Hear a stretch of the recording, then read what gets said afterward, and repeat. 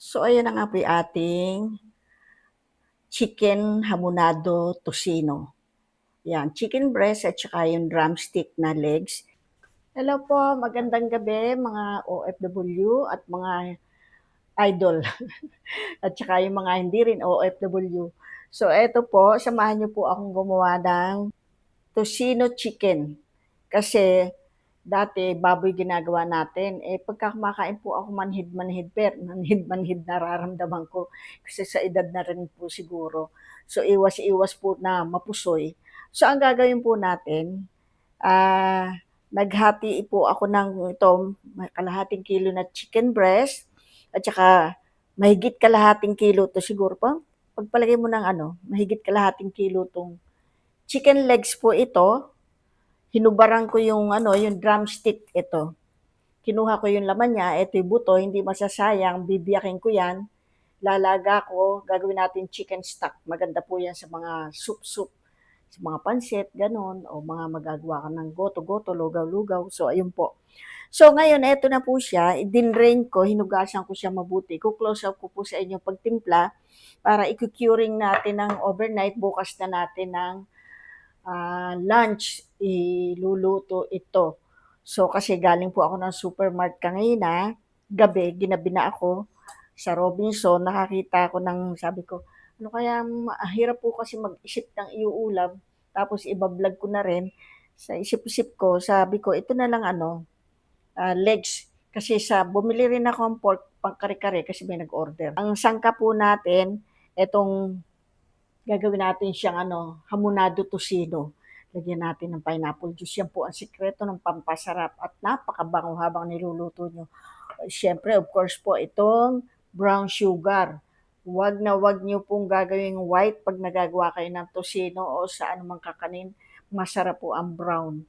So, isang puso po ng bawang, tinadtad ko lang, tinamad na akong mag-blend-blend kasi ito lang naman, daming hugasin.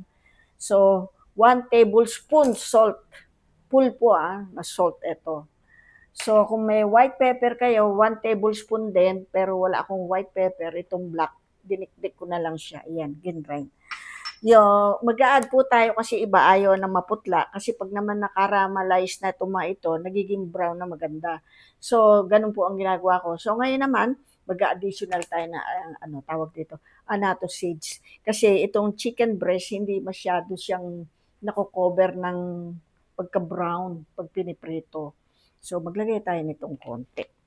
Uunahin natin itimpla si bawang. Yan. Yan. Paminta. Yan.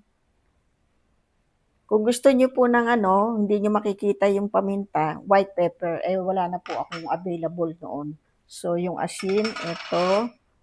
Yan. Yan. Asin muna natin siya para. So, itong sugar, 1 cup din yan. Yan. Lagyan na natin yung ating pinaka-final. Ayan, naku, ang bango. Diyos me, grabe. Napakasarap po yan. Lagyan na rin natin ng konting kulay. Kasi dati hindi ako naglalagay dahil pag pinrito naman, nagkakaroon na siya ng magandang kulay. Pag nakaramalize na yung mga sugar, maganda na po ang kulay. Ngayon po, iibahin natin kasi yung chicken breast, hindi siya masyadong nagkukulay sa tocino pagka pinapry mo. Mix nating mabuti. Kasi ang sikreto po sa tocino, mimix mong mabuti bago mo ilagay sa rep. Hayaan mong ma-absorb hindi kasi ito round kung round. Kasi maganda naman kasi pag konti lang, i-marinate mo siya ng ganyan at i-curing mo, na-absorb lahat. So, yan. Dalawahin kamay ko na para maano siya, ma-blend mabuti. So, ayan.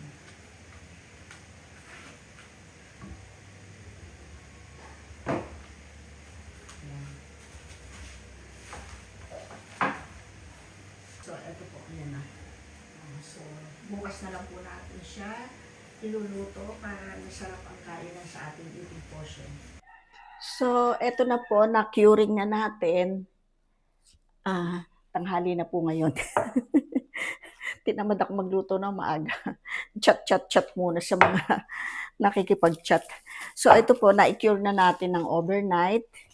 So ngayon is 12 o'clock. So kakain siguro tayo, mag-eating portion tayo around 1 o'clock o before 1 o'clock. Kasi 12 o'clock na. Napa-7 sa labas. Napa-marites pala. So ngayon ito, hindi muna po natin lalagyan ng oil kasi magtutubig ito. Hahanguin natin, tapos tayo maglalagay ng oil. Ayan.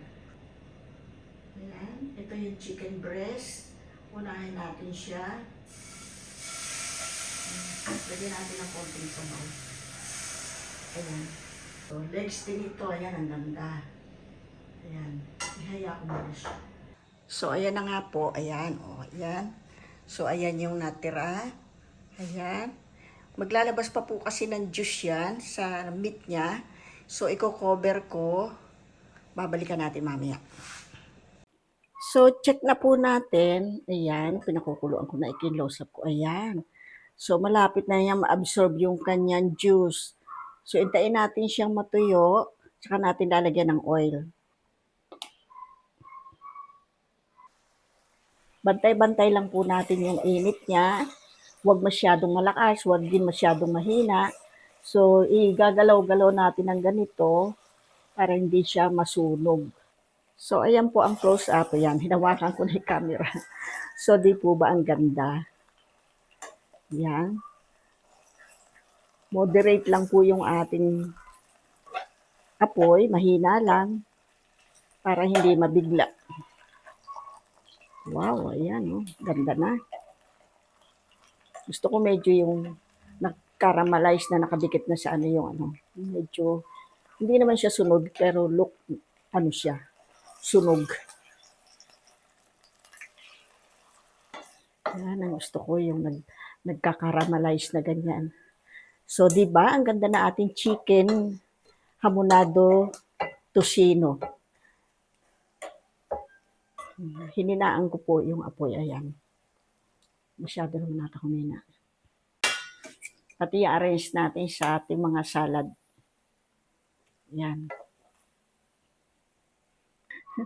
Nilagay ko muna sa freezer yung ano, bilis na yelo. So, ito po, i-arrange ko muna dito sa gitna. Ito yung chicken breast.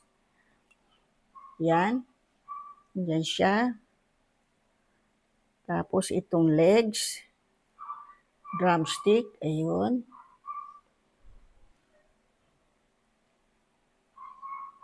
Ayan siya. So, yan ang ating masarap na tocino. Yan, chicken breast at saka yung drumstick na legs, binoneless natin. So, ayan, meron pang sili, pampagana. May nakalimutan pa ako. Ito, niready ko yan. Suka ko. Ginawa na. Binababaran ko siya ng bawang kasi ang sarap po ng nabuburong bawang. May mga sili rin po yan, may anghang na po yan. So, ayan po ang ating lunch. Shout out po sa mga followers ko na walang sawa sa kaabang kahit ang dalang-dalang na. Sabi ko nga sa inyo, napakadalang ko nang gumawa kasi napakarami kong ginagawa dito sa bahay. Minsan nakaredy na, hanggang sa pagod na ako, tinatamad na ako. Lutuin ko na lang, dire-diretso, wala nang vlog-vlog.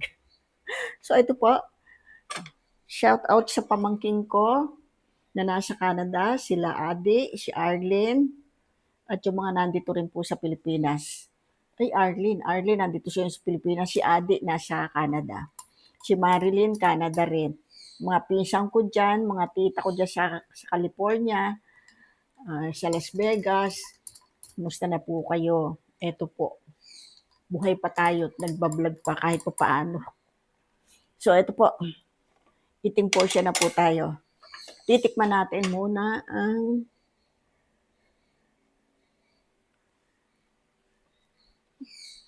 boneless tocino, hamonado tocino, legs. Drumstick pala ito.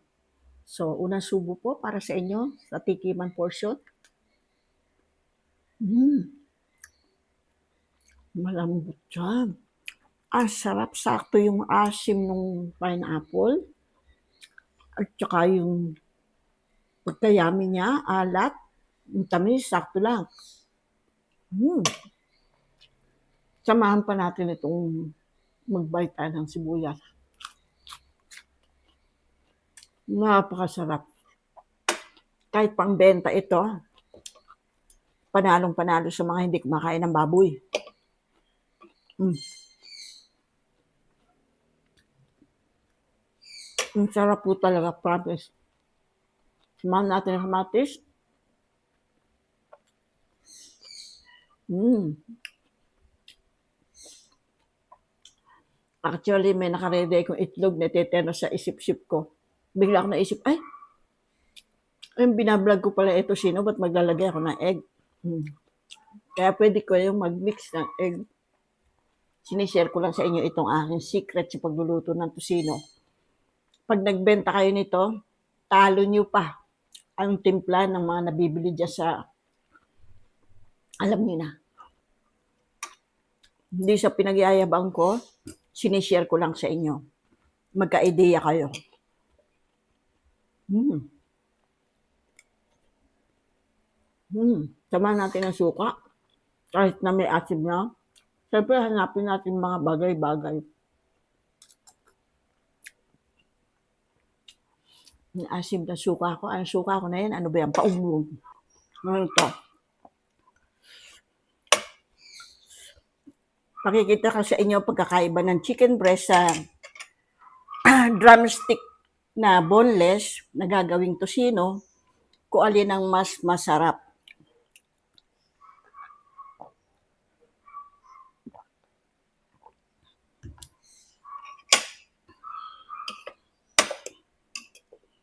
Yan. Unang bite sa inyo.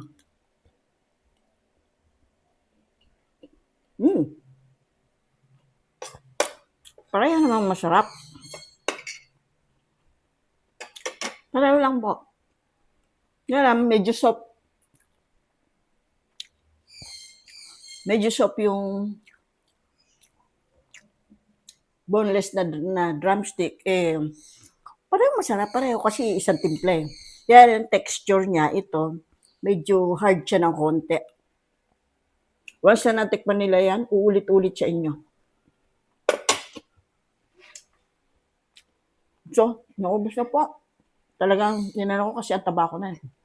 Mamaya na lang itong gabi. So, enjoy the food po. Salamat po sa mga nanonood. Mga walang sawang nag-aabang sa mga ibablog ko, ibibidyo ko. So, sige po, enjoy na lang the food. Salamat po sa panonood uli. See you po next video. Bye!